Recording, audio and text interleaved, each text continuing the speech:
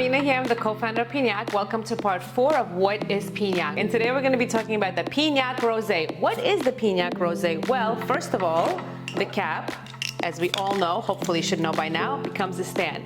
Beautiful. I open it and I'm already getting those candy vibes. The taste notes, my nose is enjoying. It's so good. So the Piñaq Rosé has French VSOP Cognac, a little bit of Dutch Vodka. It has a splash of Rosé Wine and hints of raspberries and strawberries. So it goes down fruity, kind of like a candy in a bottle, but with alcohol. 17% alcohol, 34 proof. Again, formulated to be enjoyed on its own over some ice. As you can see, the color is very pleasant, very nice, very appealing on the eye. It's giving me brunch vibes, it's giving me beach vibes, it's giving me any kind of vibes, okay? This is what Piñaq is about. You can enjoy it over ice. This is the sweetest of the 4 because it has that candy aftertaste.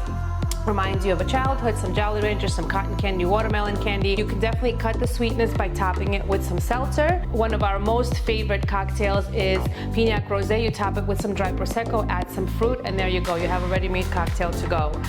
Like I said, 17% alcohol. Visit our other YouTube videos for more information about where, what, and how to find Piñaq.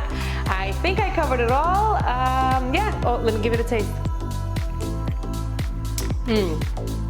Very fruity, very sweet, very delicious, not too overbearing, not too overpowering. It's just the perfect mixture and ready to drink. Enjoy Piñaq. Cheers.